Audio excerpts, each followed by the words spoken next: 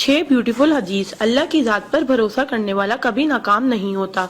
किसी का राज तलाश मत करो, अगर मालूम हो जाए तो फैलाओ नहीं। कोई भी मुसीबत पड़ने पर मौत की तमन्ना ना करो। इंसान का सबसे बड़ा दुश्मन उनके बुरे दोस्त हैं। किसी को खुश करना नेकी है। अल्लाह उस शख्स को आबाद करता है जो हदीस सुन के दूसरों तक पहुंचाए।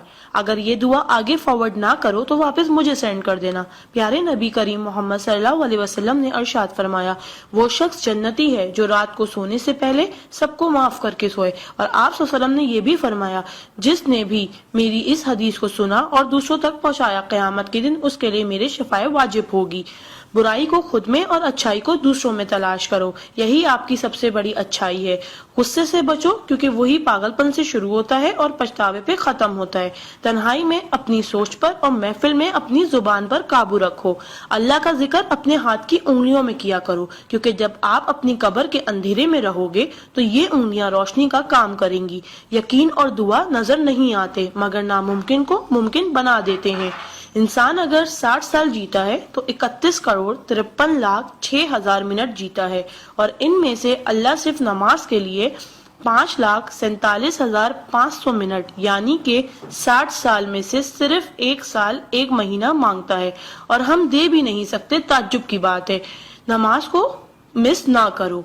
जब भी अपनों के साथ बैठो तो अल्हम्दुलिल्लाह कहो, क्योंकि कुछ लोग इन लम्हात को तरसते हैं। जब भी अपने काम पर जाओ तो अल्हम्दुलिल्लाह कहो, क्योंकि बहुत से लोग बेरोजगार हैं। अल्हम्दुलिल्लाह कहो जब तुम तंदुरुस्त हो, क्योंकि बीमार किसी भी कीमत पर सेहत खरीदने की ख्वाहिश रखते हैं। अल्हम्दुलिल्लाह कहो कि तुम जिंदा हो, क्योंकि मरे हुए लोगों से पूछो जिंदगी की कीमत। दोस्तों की खुशी के लिए तो बहुत से मैसेज किए जाते हैं, देखते हैं अल्लाह के शुक्र के ये मैसेज कितने लोग फॉरवर्ड करते हैं।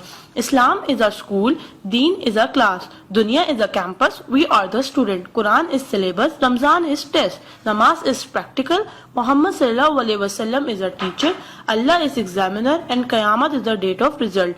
सो try to get the first position in this result. Please do not stop forward to all Muslim. Allah की कुदरत को देखो।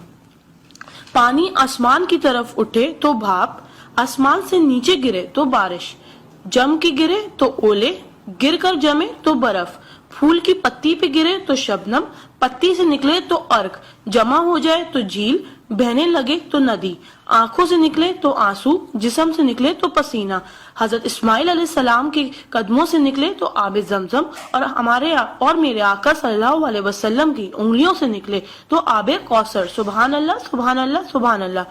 कोई ना जाने जिसे उसी रब जानता है। राज को राज न समझो, वो सब जानता है। अगर मांगना है तो उस रब से मांगो, क्योंकि जुबान पे आने से पहले वो दुआ की वजह जानता है। सुभान अल्लाह।